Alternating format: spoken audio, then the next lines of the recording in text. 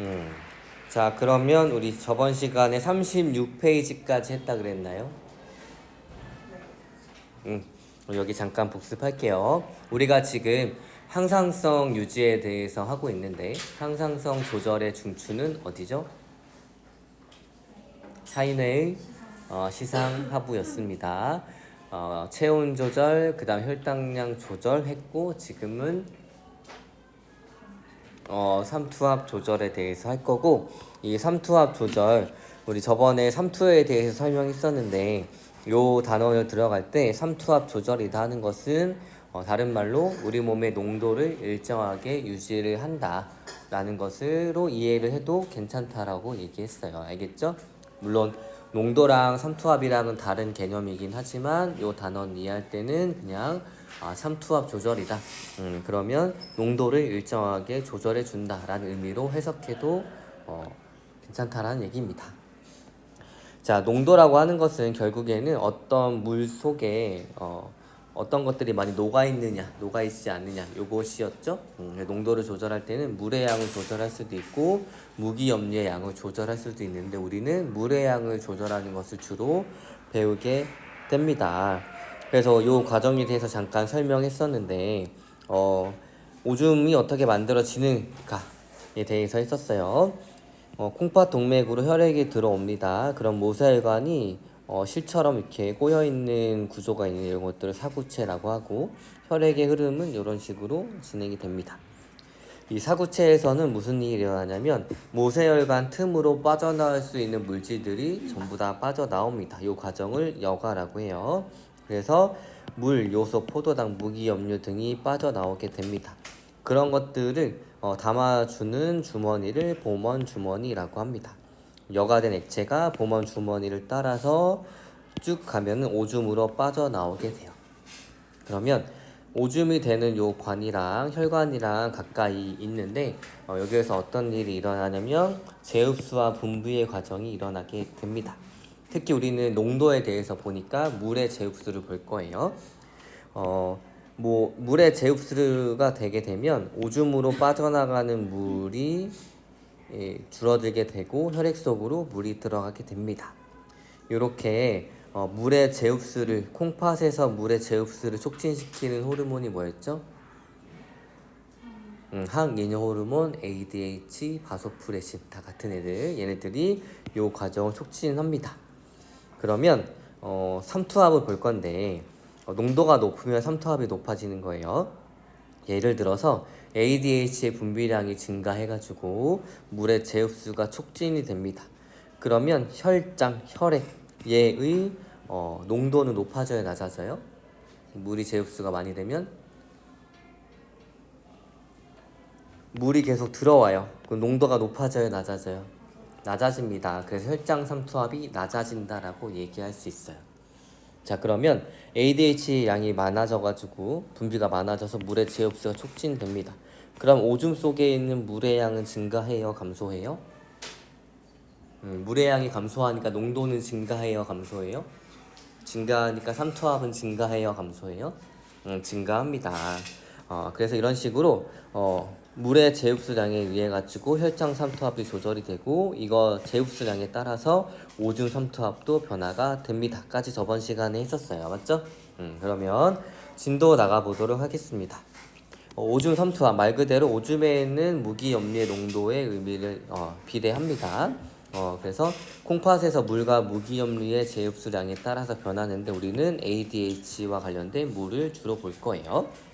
자, 오줌 삼투압이 높다라는 얘기는 오줌의 무기염류의 농도가 높다라는 뜻이고 물의 양과 무기염류의 양이 높다는 뜻입니다. 반대로 오줌 삼투압이 낮다라는 얘기는 요 반대의 의미를 얘기를 합니다. 알겠나요? 자, 그러면 체내 삼투압 조절에 대해서 보도록 하겠습니다. 땀을 많이 분비하거나 짠 음식을 많이 먹었어요. 그러면 땀을 많이 분비하면은 우리 몸속에 물이 감소를 할 테고 그러면 농도는 어떻게 돼요? 높아지겠죠? 그럼 혈장 삼투압은 높아지겠죠? 혹은 라면 같은 걸 먹었습니다. 짠 음식을 많이 먹었어요.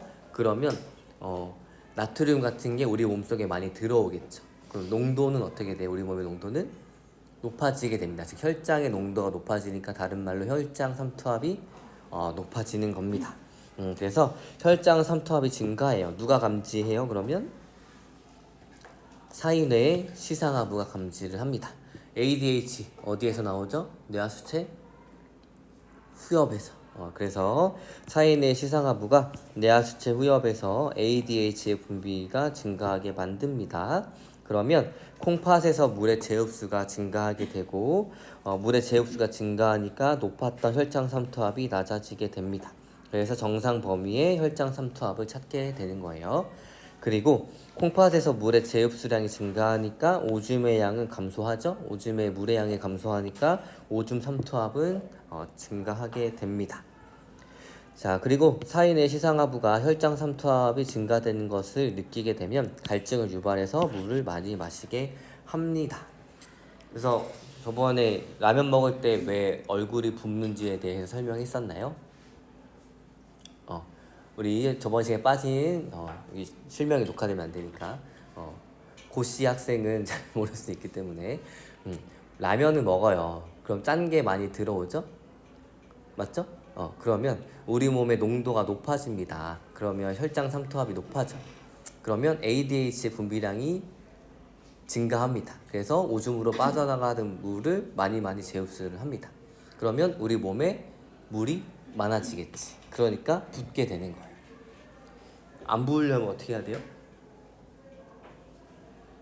짠 걸 안 먹고 자면 됩니다. 알겠죠? 근데 이 얘기를 다른 반에서 했더니 그러면 라면 먹고 물 안 먹으면 되나요? 하더라고. 그러면 심장에 엄청난 무리가 갑니다. 알겠죠? 라면 먹고 물 먹고 다음날 부어 있으면 아침에 런닝을 하세요. 그러면 안 부을 수 붓기가 금방 빠질 수 있어요. 아니면 오이같이 칼륨이 많은 걸 좀 먹으면 도움이 돼요. 알겠죠? 그래서 라면 먹기 전에 오이를 먼저 한 개를 먹어요. 그러면 라면물 끓이는 동안 오이를 먹잖아요. 그럼 배불러서 끓이는 물을 끄게 됩니다. 알겠죠? 알겠죠? 자, 그러면 이제 혈장 삼투압이 감소되는 경우를 보도록 할게요. 맹물 같은 경우를 많이 섭취를 합니다. 그럼 혈장 삼투압이 감소가 돼요. 그러면 사인의 시상하부에서 감지를 해서 뇌하수체 후엽에서 ADH 분비량을 감소시킵니다. 그럼 콩팥에서 물의 제흡수가 감소가 되니까 혈장 삼투압이 높아져서 정상 범위의 혈장 삼투압을 찾게 됩니다. 그 다음에 콩팥에서 물의 제흡수량이 감소하게 되면 오줌량이 증가하게 되죠. 오줌의 물의 양이 증가하니까 혈장 삼투압은 감소하게 됩니다. 그리고 ADH는 좀 잘리긴 했지만 디유레틱 호르몬이라고 합니다. 알겠죠? 자, 글로 잠깐 정리하면 혈장 삼투압이 정상보다 높을 때는 사인의 시상하부에서 혈장 삼투압의 변화를 감지를 하고 뇌하수체 후엽에서 ADH의 분비량을 증가시켜가지고 콩팥에서 물의 제흡수를 증가시켜서 혈액 내 물의 양이 증가하니까 혈장 삼투압은 감소하게 됩니다. 그리고 혈액 속에 액체 부피가 커져요. 그럼 혈압은 높아질까요? 낮아질까요? 혈압이 뭐예요? 혈액이 혈관벽을 누르는 압력. 좀 더 정확히 얘기하면 심장이 펌프질 할 때 심장이 쭉 짜주죠. 그것 때문에 동맥벽이 받는 압력. 그다음에 심장이 쭉 이완할 때 그때 동맥벽이 받는 압력. 이런 것들을 다 혈압이라고 합니다. 그러면 혈액의 액체 부피가 엄청 증가했어요. 그럼 혈압이 높아질까요? 낮아질까요? 높아져 나가죠. 동맥벽을 누르는 힘이 커져야 작아져요. 풍선에 물풍선 어떻게 만들어? 물을 쭉 넣죠. 그럼 어떻게 돼? 풍선이 왜 커져? 내부 압력이 증가하니까. 그쵸? 그래서 액체가 증가하기 때문에 혈압도 높아지게 됩니다.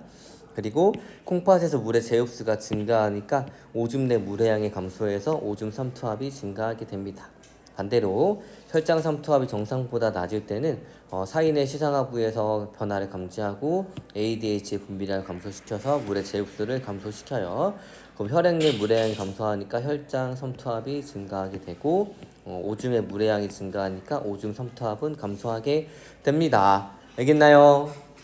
좋아요. 그러면 혈장 삼투압 조절과 관련된 그래프를 보도록 하겠습니다.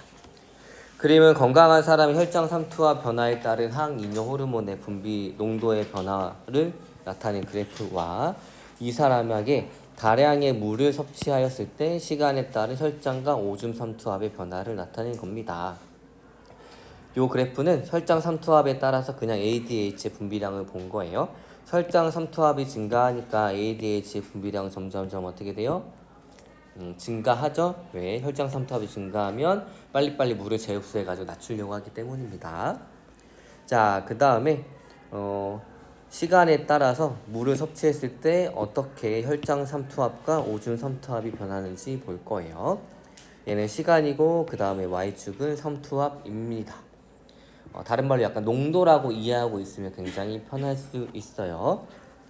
자, 물을 섭취를 합니다. 그러면 혈장 삼투압은 높아져요, 낮아져요? 낮아지게 됩니다. 혈장 삼투압이 낮아지니까 ADH의 분비량은 증가해요, 감소해요? 이미 농도가 낮은데 물을 재흡수를 더 하면 돼, 안 돼? 안 되겠죠. 그러니까 ADH 분비량은 감소하게 되고 ADH 분비량이 감소하니까 물의 재흡수가 잘 안 되니까 오줌으로 빠져나가는 물의 양은 많아지고 그러니까 오줌 삼투압도 감소하게 되겠죠. 요 과정을 의미를 하는 겁니다. 그래서 원 구간에서는 현재 어떤 상태냐면 오줌 삼투압도 낮고 혈장 삼투압도 낮은 상태예요. 그래서 혈장 삼투압이 낮아져 같은 시간 동안에 생성되는 오줌의 양은 증가합니다. 그렇기 때문에 오줌 삼투압은 감소합니다. 그 이유는 항이뇨 호르몬의 분비량 감소로 콩팥에서 수분의 재흡수가 억제되고 있기 때문이에요. 알겠나요?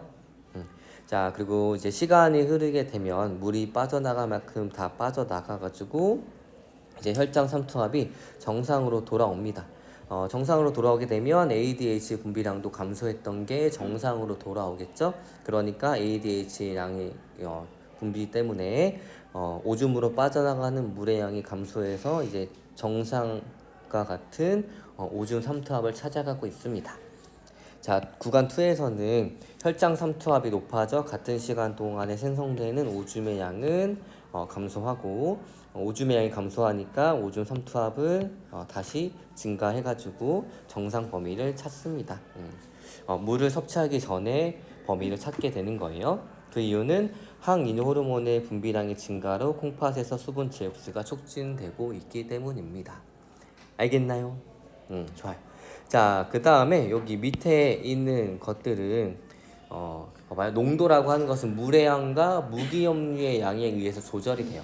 근데 우리가 지금까지 배운 것은 물의 양을 조절하는 걸 배웠는데 혹시 나트륨의 양을 어떻게 조절하는지 궁금한 사람이 있을까봐 여기 써놓은 거예요. 인상 쓰지 말고 알겠죠? 선생님은 굉장히 궁금했었거든요. 배울 때. 왜 물과 무기염류인데 물에 대해서만 배우지?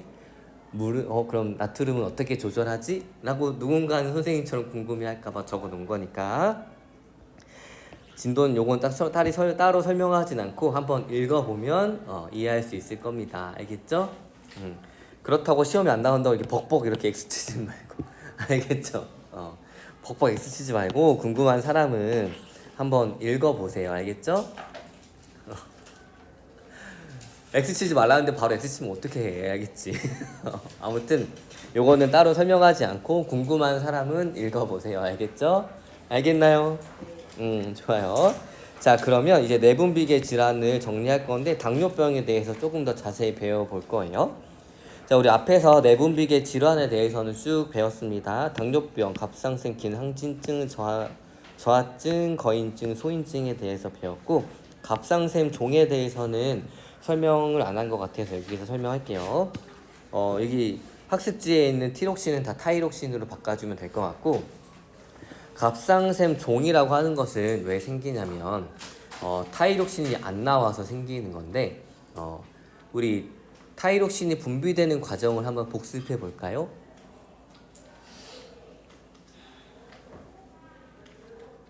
시상하부에서 뭐가 나오죠? R이야 S야? 갑상샘 자극 호르몬을 방출시키는 호르몬이니까 TRH가 나옵니다. TRH가 나오면 뇌하수체 전엽으로 가요, 후엽으로 가요? 전엽으로 자극을 줘서 뇌하수체 전엽에서 갑상샘을 자극, 스티뮬레이트하는 TSH가 나오게 되고 TSH가 갑상샘으로 가가지고 타이록신을 분비를 시킵니다. 그럼 타이록신이 많이 분비가 돼요. 그럼 얘가 다시 혈액을 타고 시상하부와 뇌하수체 전엽으로 가서 TRH와 TSH의 분비를 억제를 해가지고 타이록신이 일정한 농도를 맞춰주게 합니다. 라고 저번 시간에 배웠었어요. 자, 그런데 이 타이록신은 어떤 원소가 필요하냐면 아이오딘이 있어야지만 만들어지게 됩니다. 근데 우리나라 같은 경우에는 보통 아이오딘이 해산물에 많이 있는데 우리나라 같은 경우에는 삼면이 바다이니까 해산물을 잘 섭취를 하죠. 그래서 아이오딘 결핍이 별로 없어요. 그러면 바다와 먼 곳에 사는 완전히 사막 같은 내륙 지역에 사는 사람들은 해산물을 잘 못 먹을 수 있겠죠. 그러면 아이오딘이 들어오지 않습니다. 아이오딘을 섭취를 안 하니까 타이록신이 안 만들어져요. 타이록신이 안 만들어지니까 TRH와 TSH가 억제가 돼야 안 돼요? 안 됩니다. 애들이 엄청 나와요. 그러면 TSH에 의해서 갑상샘이 어마어마하게 자극을 받겠죠. 자극을 받게 되면 얘가 커지게 됩니다. 그렇지만 타이록신은 안 나오는 질병이 바로 갑상샘종이에요. 알겠나요? 알겠나요? 좋아, 이제 당뇨병에 대해서 알아보도록 하겠습니다. 선생님이 오늘 아침에도 아침에 맨날 선생님이 가끔 식단 올리는 거 봐요. 사과 먹고 두유 먹고 계란 먹고. 뭐라고? 맥모닝 일주일에 한 번 정도만 먹지만 피자도 일주일에 한 번 정도. 그다음 뭐. 자, 아무튼 그래서 선생님이 아침에 그렇게 식단을 먹을 때마다 생로병사의 비밀 알아요? 알아? 그 먹방의 최고봉 생로병사의 비밀을 보는데 오늘은 또 하필 당뇨병에 대해서 보고 왔는데 당뇨병 자체, 즉 오줌으로 당이 나오는 것 자체가 위험하다기보다는 이거에 의해서 생긴 합병증이 굉장히 위험합니다. 일단 눈이 안 보이게 되고 그 다음에 피부가 손상이 상처가 났을 때 치료가 잘 안 되니까 감염 때문에 계속 썩어가고 그래서 처음에 손가락 자르고 그 다음 손 자르고 팔 자르고 이렇게 되는 무서운 질병이 바로 요거예요. 그래서 이 당뇨병을 보고 다시 한번 혈당을 심하게 올리는 음료수를 먹으면 안 되겠다. 과자를 먹으면 안 되겠다. 이런 것들을 느꼈는데 여러분들도 가끔씩 한번 보세요. 알겠죠?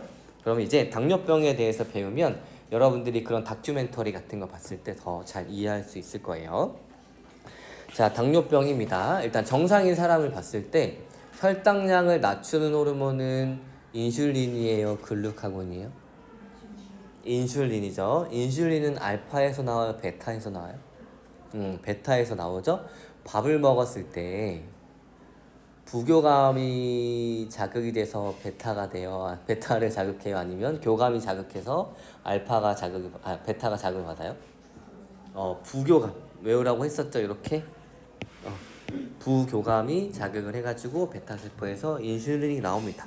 그러면 인슐린은 도대체 어떤 방식으로 혈당량을 낮추느냐 볼게요. 이자에 베타세포에서 인슐린이 나오게 됩니다.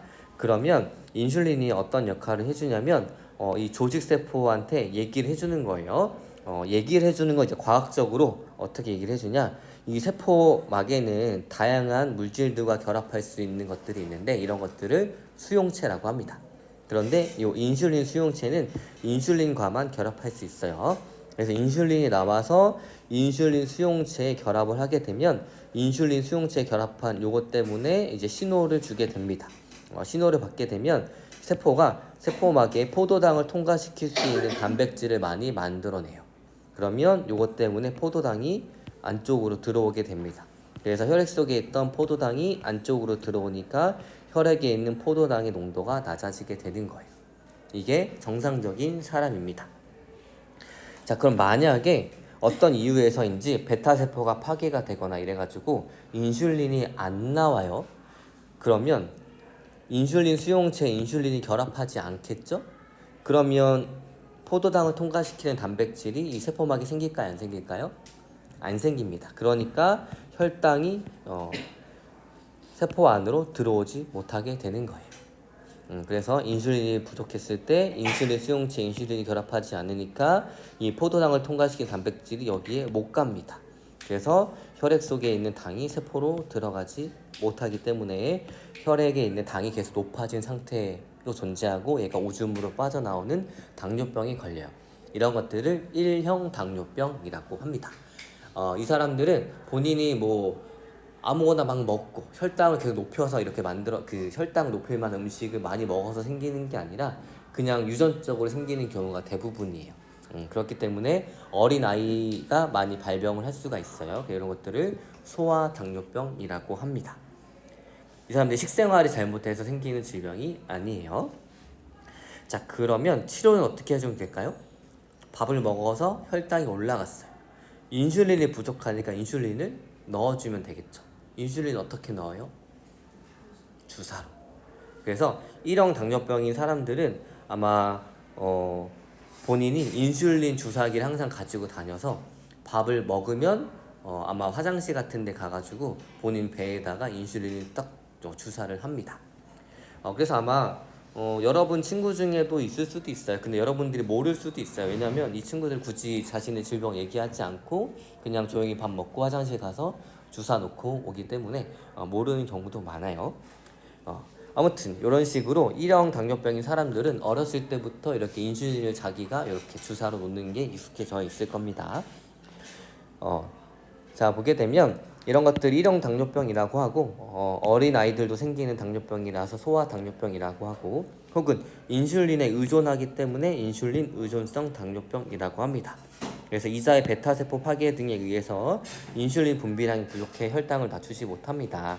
그래서 인슐린 투여 시 혈당이 정상적으로 낮아질 수 있기 때문에 인슐린을 주기적으로 투여해야 합니다. 알겠나요? 자, 그런데 또 어떤 경우가 있냐면 자, 보세요. 요 과정이 계속 일어나는데 하필 맨날 매점에서 뭐 사 먹고 그래가지고 밥 먹고 빵 먹고 아이스크림 먹고 걷지도 않고 해가지고 혈당이 높은 상태가 계속 지속이 돼요. 그러면 어떤 일이 일어나느냐? 요 과정이 일어납니다. 일어나. 근데 이 세포 입장에서 한번 생각해봐요.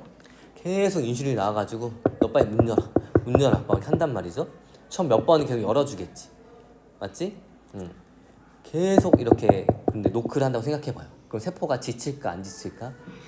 지쳐요. 그래가지고 더 이상 이 수용체를 안 만들거나 수용체와 인슐린이 결합하지 않게 합니다. 그럼 어떻게 돼요? 결국엔 이 수용체에 인슐린이 결합하지 않기 때문에 이 과정이 일어나요? 안 일어나요? 안 일어납니다. 인슐린은 정상적으로 나오는데 수용체에 문제가 생겨요. 그래서 인슐린은 정상적으로 나오는데 이 인슐린이 인슐린 수용체에 결합하지 못하게 됩니다. 그러니까 혈액 속에 있던 당 성분이 세포 내로 들어오지 못하게 돼요. 그럼 이 사람한테 인슐린을 넣는다고 해서 이 당뇨병이 치료가 될까요? 안 돼요. 그럼 어떻게 해줘야 돼요? 혈당이 올라가지 않는 음식들로 조절을 계속 해야 되고 인슐린 수치를 계속 낮추면서 이 세포 자체가 다시 인슐린에 대해서 민감하게 반응하도록 만들어 줘야 합니다. 알겠나요? 이런 것들을 2형 당뇨병이라고 하고 인슐린 비의존성 당뇨병이라고 합니다. 인슐린은 정상 분비가 되지만 조직세포에 있는 인슐린 수용체 여기 위로 올려주세요. 알겠죠? 그러니까 지금 여러분들 프린트 된 거에는 이렇게 돼 있잖아요. 맞죠? 그러니까 요 인슐린 수용체를 여기다 올려주라는 얘기예요. 비웃는 거야? 이렇게 올려주면 됩니다. 알겠죠? 알겠나요? 밖에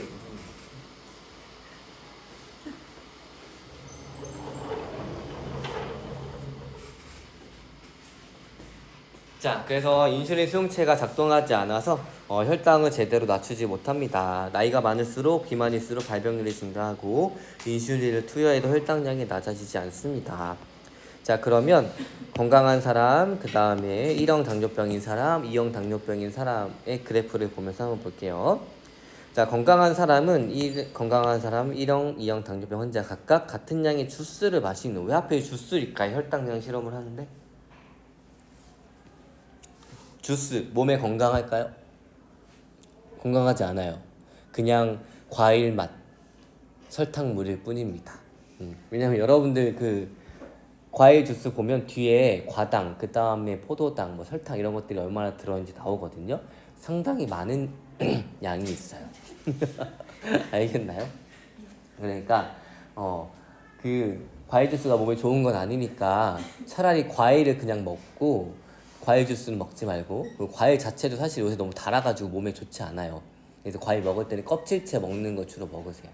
알겠죠? 사과 먹을 때 껍질 인상 쓰지 말고 껍질 까서 먹으면 돼요, 안 돼요?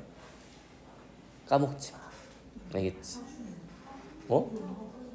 아니야. 이제 사과는 깨끗이 씻어가지고 껍질째 먹는 게 여러분의 건강에 훨씬 더 좋습니다. 그러면 집에서 나의 보호자가 막 힘들게 사과 껍질 까고 있을 때 아니에요. 껍질 있는 게 훨씬 더 좋고 껍질 까는 게 훨씬 더 노동력이 많이 들어가니까 껍질째 주세요. 껍질째 먹고 오세요. 알겠나요? 자, 볼게요. 자, 아무튼 이런 식으로 과일 주스에도 너무 많은 당이 있으니까 조심하고 주스를 마시는 90분이 경과가 되는 과정에서 혈당량과 인슐린의 양을 본 거예요. 자, 건강한 사람 보도록 할게요. 자, 주스를 마십니다. 혈당이 급격히 상승을 하죠. 상승하니까 이를 낮추기 위해서 인슐린의 분비가 증가하게 됩니다. 인슐린이 증가하니까 혈당량이 낮아지게 되고 혈당량이 낮아지니까 인슐린의 분비도 낮아지게 됩니다. 그런데 1형 당뇨병인 사람 볼게요. 1형 당뇨병인 사람은 뭐가 안 나오는 거예요? 그렇죠, 인슐린. 그래서 포도 주스 같은 과일 주스를 먹었을 때 혈당량이 높아지는데 인슐린 농도가 증가하지 않아요? 증가하지 않아서 혈당량이 높은 상태로 유지가 됩니다. 자, 2형 당뇨병 환자 볼게요. 보세요. 이 혈당량이 높아지니까 인슐린의 분비도 증가합니다. 그렇지만 정상인과 비교했을 때 혈당량이 낮아지는 게 많이 없죠? 그게 차이점인 거예요. 그래서 1형 당뇨병인 사람은 인슐린 자체가 안 나오는 거고 2형 당뇨병인 사람은 인슐린이 나오지만 수용체 문제 때문에 정상적으로 작동하지 않아서 혈당량이 정상보다 높은 상태를 유지합니다. 알겠나요? 자, 그러면 이제 인체의 면역 반응에 대해서 해보도록 하겠습니다. 우리 전 시간까지는 항상성 유지에 대해서 했었어요. 그래서 신경계에 대해서 배우고 그 다음에 내분비계, 호르몬에 대해서 배웠습니다. 이제부터는 이제 면역에 대해서 배울 건데 인체의 면역 반응이에요. 면역이 뭐죠? 면역이 뭐예요?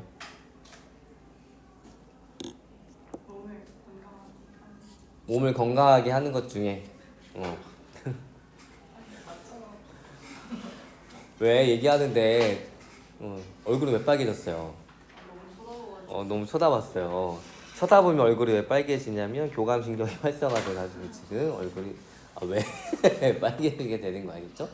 심장박동 그래서 막 누가 쳐다보면 심장박동 두근두근 거리는 게 교감신경 활성화돼가지고 교감신경의 말단 부위에서 방출되는 호르몬은 신경 전달 물질은 그렇지 노르에피네프린 방금 노르에피네프린이 분비가 됐다가 다시 얼굴이 차분해졌어요. 알겠죠?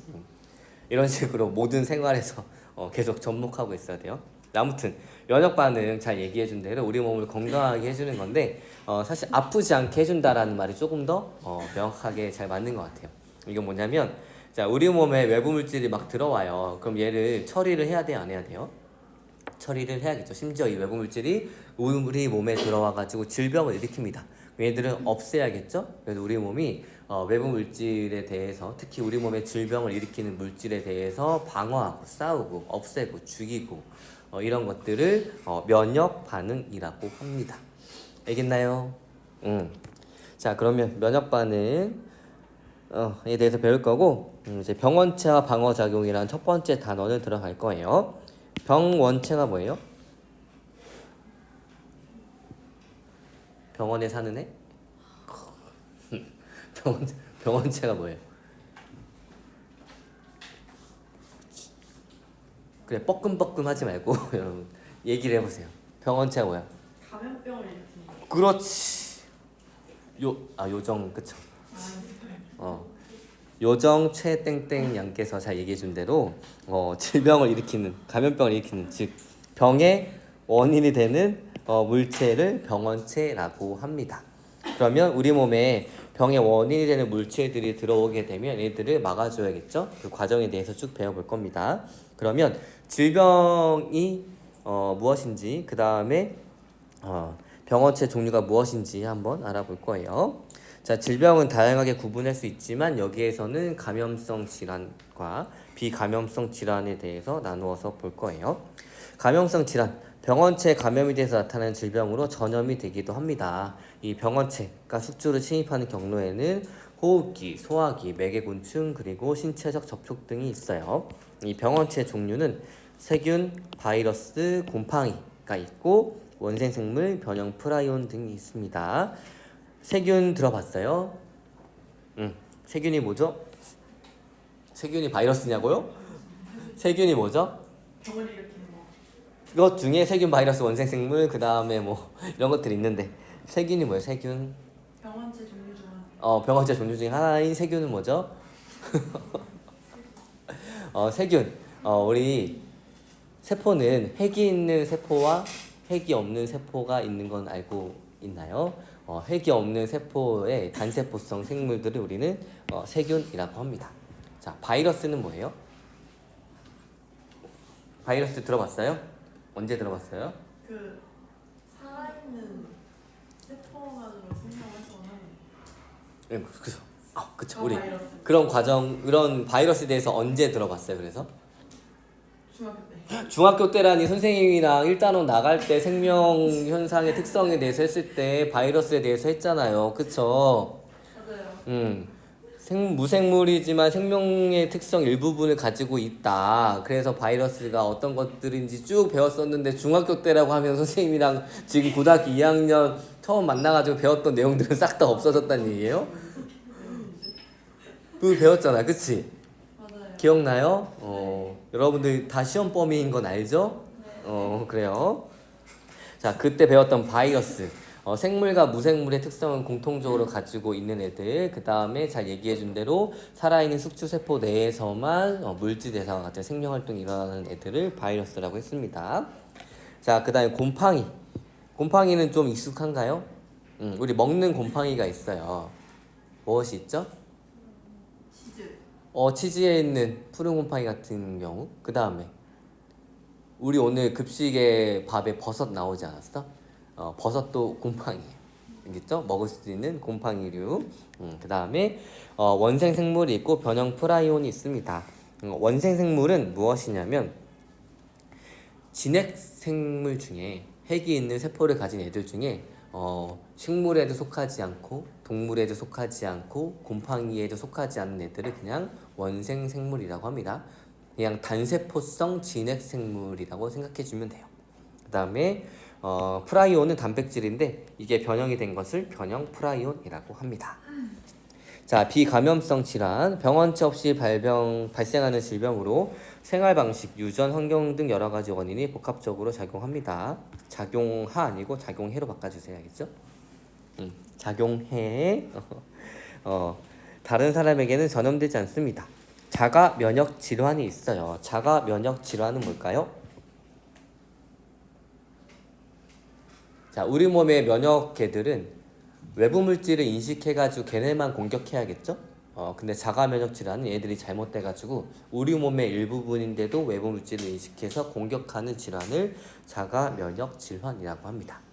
그 다음에 비만, 당뇨병, 고지혈증, 고혈압, 알츠하이머, 그 다음에 근위축성 측삭 경화증, 그다음 파킨슨병, 그 다음에 당뇨병, 요붕증, 거인증, 소인증, 갑상선종, 갑상선 기능 항진증, 저하증. 이거 어디서 봤어요? 앞에 나오는. 그렇지. 자폐 단원 내분비계 질환에서. 정말 아주 잘 기억했어요. 그 다음에 혈우병이 뭐예요? 혈우병? 피가 상처가 났을 때 혈액이 결국에 구멍이 나서 이제 혈관이 구멍이 나서 혈액이 나오는데 그 구멍을 막아주는 작용이 안 돼가지고 한번 상처가 나면 피가 계속 나는 질병이 혈우병입니다. 어떤 왕족이 가지고 있죠? 영국 왕실에서 많이 가지고 있어요. 알겠나요? 그다음 뇌졸중, 심장병, 암 등이 있습니다. 자, 그러면 이제 병원체의 종류에 대해서 이제 본격적으로 배워보도록 할게요. 자, 오늘 여기 세균만 할게. 세균만. 알겠죠? 세균. 자, 영어로는 박테리아입니다. 우리 지금 또 빨리빨리 나가야겠다. 알겠지? 세균 박테리아예요. 방금 설명한 대로 단세포에 핵이 없는 원핵 생물로 핵막과 막으로 둘러싸인 세포 소기관이 없는 단순한 구조입니다. 여러분들 대장에서 살고 있는 대장균이에요. 이 대장균은 DNA가 핵이라는 막구조물에 쌓여 있는 것이 아니라 그냥 세포질에 있습니다. 이렇게 단순한 구조를 가진 애들이 세균이에요. 그리고 핵막이 없어서 DNA가 세포질에 존재하고, 당연히 세균은 생명체니까 효소가 있어서 스스로 물질대사 하고 증식도 하고 유전과 돌연변이가 나타납니다. 우리 주변 거의 모든 곳에 서식하고 있으며 대부분 분열법으로 생식합니다. 분열법이 뭐죠? 우리 1단원에서 생식과 유전했을 때 생식 방법에 유성생식과 무성생식이 있었는데, 무성생식의 세 가지 방법 중에 하나가 분열법이었는데 왜 기억이 안 나죠? 분열법이 뭐예요? 선생님이 반으로 쑥 갈라져서 선생님이 2명이 되는 이런 것들을 분열법이라고 합니다. 알겠나요? 자, 그리고 그래서 환경이 적합하면 빠르게 증식할 수 있습니다. 모양에 따라서 동그라면 구균, 그다음 약간 막대 모양이면 간균, 나선 모양으로 생겼으면 나선균이라고 합니다. 세균은 대부분 해롭진 않지만 일부 세균이 질병을 일으키게 됩니다. 감염 방법. 소화기관, 호흡기관 등을 통해 가지고 인체에 침입한 뒤 증식하여 세포를 파괴하거나 독소를 분비해서 세포나 조직을 손상시키거나 물질 대사 이상을 일으켜 가지고 질병을 일으키게 됩니다. 그렇지만 이 독소를 또 이용할 때가 있어요. 우리 언제 이용할까요, 여러분들? 그 턱을 갸름하게 하는 주사가 뭐죠? 리프팅 주사. 리프팅은 여기 피부를 끌어올리는 거고. 보톡스 들어봤어요? 보톡스가 사실은 강한 식중독 같은 질병을 일으키는 세균이 내뿜는 독소예요. 조금만 있어서 사람이 죽게 되는데 얘네들을 되게 조금 넣어줘서 해주는 건데, 보톡스라는 요 독소는 어떻게 작용하냐면 신경을 마비시킵니다. 그러면 여기 근육에 넣어주게 되면 근육 주변에 있는 근육에 연결된 운동신경 마비를 시켜요. 그럼 근육이 움직여요, 안 움직여요? 안 움직이겠지. 자, 근육이 안 움직이면 어떻게 돼? 크기가 점점점 줄어듭니다. 그래서 여기 턱에다 맞는데 이 내 턱 근육이 얼마나 발달되는지 어떻게 보냐면, 여기 턱뼈 이렇게 니은자로 되는 데 있죠? 거기에 손가락 2개 정도를 이렇게 올려요. 그 다음에 여기 안쪽에, 그 다음에 앙 물어보세요. 앙. 그래서 뭐가 볼록 튀어나오죠? 이게 바로 턱 근육입니다. 그래서 보톡스를 맞을 때 여기에다가 맞는 거예요. 그래서 보톡스 맞으러 가면 앙 담으세요 하면 의사 선생님이 앙 해가지고 튀어나온 부분을 확인하고 여기에다 보톡스를 1방, 2방, 3방, 4방 이 정도 놔줍니다. 한 번만 놓는 게 아니에요. 알겠죠? 선생님 어떻게 이렇게 잘 알까요?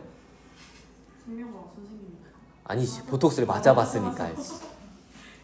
혹시 보톡스 맞아본 사람 없어요? 선생님이 이제 임용이 되고 나서 조금 더 잘생겨 보겠다 해가지고 비웃지 마세요. 알겠죠? 어차피 이거 녹화해야 돼가지고 내 얼굴 다 모르니까 이미 잘생겼지만 더 잘생겨 보겠다 해가지고 뭐 왜 아무튼 그래서 보톡스를 한 8년 전인가 9년 전인가 한번 맞으러 갔어요. 그래서 알게 되는 거야. 그래서 나보고 앙 다물어 보세요. 앙 다물으니까 여기가 진짜 어마하게 볼록 튀어나오는 거지. 자, 그러면 결국 여기다 보톡스를 맞으면 이 여기 근육이 움직이지 못해요. 근데 우리가 밥을 먹으면 뭔가 씹어야 되잖아. 그러면 씹어야 되니까 여기 근육이 안 쓰여지니까 어디를 쓰겠어? 여기 관자놀이부터 여기 근육을 씁니다. 그러니까 여기는 갸름해지고 여기가 튀어나오기 시작하는 거야. 그래서 그 뒤로는 절대 맞지 않아요. 알겠죠? 그래서 보톡스 맞게 되면 여기가 줄어들고 여기가 약간 튀어나오는 부작용이 좀 있을 수 있다 라는 얘기입니다. 아무튼 이런 식으로 세포나 조직을 손상시키거나 물질에서 이상이 생겨서 질병을 일으키는 게 바로 감염 방법이고, 그래서 사실은 보톡스 얼마 안 해요. 얼마 할 것 같아? 맞아. 어떻게 맞아 봤어? 한 5만 원. 좀 국산은 한 5만 원이고 수입산은 한 7, 8만 원, 10만 원 정도 합니다. 되게 잘 알고 있네요. 심심하면 한 번씩 맞아보세요. 그리고 또 치과에서도 쓰는데 이갈이가 너무 심한 사람들 같은 경우에 잘 때 그럴 때는 치과에서 치료로 여기 보톡스를 놓기도 합니다. 알겠죠? 자, 아무튼 이 질병의 예시 볼게요. 그다음 결핵, 콜레라, 탄전병, 파상풍, 세균성 식중독, 장티푸스, 페스트, 세균성 폐렴, 세균성 이질, 디프테리아, 발진 티푸스, 그다음 위궤양, 폐혈증 등이 있습니다. 질병의 예시를 또 설명할 말이 길어지니까 다음 시간부터 하도록 할게요. 알겠죠? 오늘은 여기까지.